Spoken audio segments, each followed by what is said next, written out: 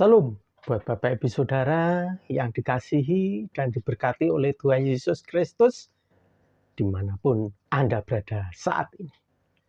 Tak lupa saya mengucapkan salam sehat buat kita semua.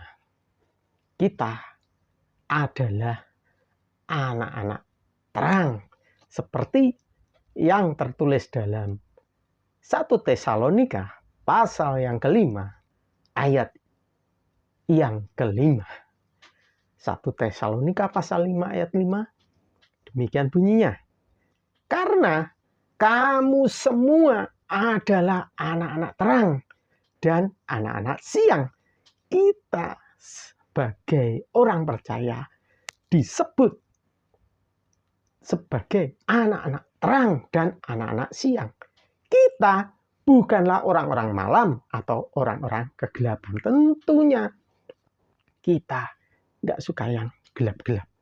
Kita harus menerangi kegelapan dengan cahaya, dengan pancaran cahaya yang kita miliki. Kita sebagai anak-anak terang harus bisa menerangi sekitar kita, menerangi tempat di mana kita berada, menerangi tempat di mana kita tinggal. Nah, sebagai anak-anak terang, bagaimana caranya supaya kita bisa menerangi sekitar tempat kita?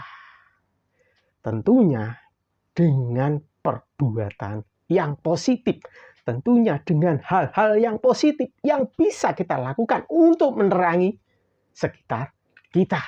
Nah, hal-hal positif yang bagaimana yang harus kita lakukan supaya kita tetap disebut sebagai anak-anak terang, sebagai anak-anak siang, bukan disebut sebagai orang-orang malam atau orang-orang kegelapan. Yang pertama, perbuatan yang harus kita lakukan adalah menjaga hati. Menjaga hati kita. Menjaga hati dari apa? Dari rencana-rencana yang jahat, dari rencana-rencana yang penuh dengan tipu muslihat, dari rencana-rencana yang bisa menimbulkan pertengkaran seperti yang tertulis dalam Amsal pasal 6. Nah, yang harus kita lakukan menjaga hati. Amsal pasal 4 ayat 23. Jagalah hatimu dengan segala kewaspadaan. Karena apa? Karena dari situlah terpancar kehidupan. Ingat, jaga hati. Hati kita ini harus kita jaga. Harus kita singkirkan dari rencana-rencana yang penuh tipu muslihat. Harus kita buang dari rencana-rencana yang penuh dengan kejahatan atau buruk. Harus kita buang dari hal-hal yang bisa menimbulkan pertengkaran. Kita harus tetap menjaga hati kita dari hal-hal yang buruk, supaya perbuatan kita bisa menimbulkan, bisa menerangi daerah sekitar kita. Yang kedua yang harus kita jaga adalah pikiran. Pikiran kita. Pikiran ini harus dijaga dari apa? Dari hal-hal yang kotor, dari hal-hal yang buruk, dari hal-hal negatif. Pikiran ini harus dijaga. Seperti yang tertulis dalam Filipi pasal yang keempat, ayat yang ke-8.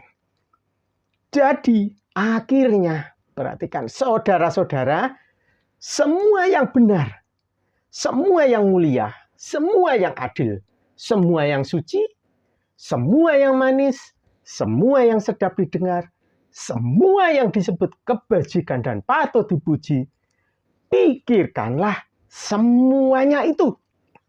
Yang harus kita buang dari pikiran kita adalah hal-hal negatif, hal-hal buruk, hal-hal yang tidak berkenan di hadapan Tuhan. Harus kita buang. Tetapi yang harus kita pikirkan, yang harus ada dalam pikiran kita sebagai anak-anak Tuhan, sebagai anak-anak siang, sebagai anak-anak terang adalah semua yang benar, semua yang mulia, semua yang adil. Itu yang harus ada dalam pikiran kita. Semua yang suci, semua yang manis, semua yang sedap didengar, semua yang disebut kebajikan dan patut dipuji. Semuanya itu harus ada dalam pikiran kita. Jangan yang lain. Jangan memikirkan hal-hal yang lain, yang buruk, yang kurang berkenan, yang bertentangan dengan firman Tuhan. Supaya kita tetap menjadi anak-anak terang. Supaya kita tetap menjadi anak-anak siang. Yang ketiga, yang harus kita jaga adalah lidah atau ucapan. Lidah atau ucapan. Seperti yang tertulis dalam 1 Petrus pasal yang ketiga ayat yang 10. Demikian bunyinya. Siapa yang mau mencintai hidup dan mau melihat hari-hari baik. Perhatikan, siapa yang mau mencintai hidup dan mau melihat hari-hari baik. Ia harus menjaga lidahnya. Menjaga lidahnya terhadap apa? Terhadap yang jahat. Dan bibirnya terhadap ucapan-ucapan yang menipu. Hati-hati. Lidah itu bisa, atau perkataan atau ucapan itu bisa diibaratkan seperti api yang bisa membakar hutan. Lidah ini adalah merupakan anggota tubuh kita yang bisa berbahaya. Bahkan ucapan yang keluar dari mulut, bibir, ini harus hati-hati, harus dijaga. Jangan sampai ucapan yang kita keluarkan itu dapat membuat orang lain menjadi tersinggung, dapat membuat orang lain menjadi marah. Jangan sampai ucapan yang keluar dari mulut bibir kita ini mengandung hal-hal negatif. Tetapi hendaknya ucapan yang kita keluarkan itu adalah hal-hal yang baik, hal-hal yang positif, hal-hal yang bisa memotivasi teman-teman seiman kita untuk tambah semangat, untuk tambah giat. Itulah kenapa kita harus menjaga lidah atau ucapan kita. Jangan sampai ucapan kita menjadi batu sandungan bagi teman-teman seiman. Tetapi ucapan bibir kita yang keluar itu memberikan hal yang positif. Sehingga menyenangkan hati Tuhan. Tidak melanggar firman Tuhan. Oleh sebab itu, di tahun yang baru ini, tahun 2024, kita sebagai anak-anak terang tetap menjaga hati kita, tetap menjaga pikiran kita, tetap menjaga lidah atau ucapan kita.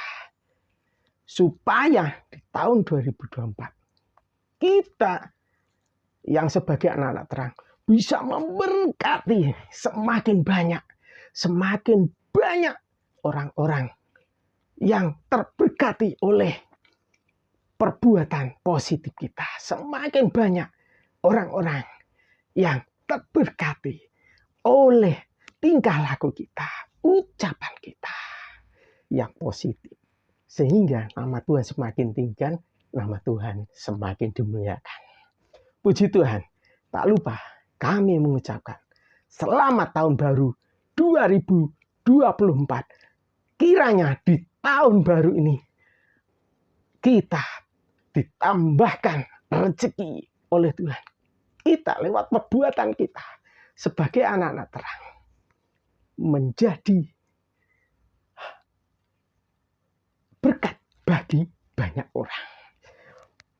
Lewat perbuatan kita yang positif, kita bisa menerangi sekitar kita. Puji Tuhan. Tuhan Yesus Kristus memberkati kita semua. Selamat tahun baru 2024. Tuhan Yesus menyertai dan memberkati kita semua. Puji Tuhan. Amin.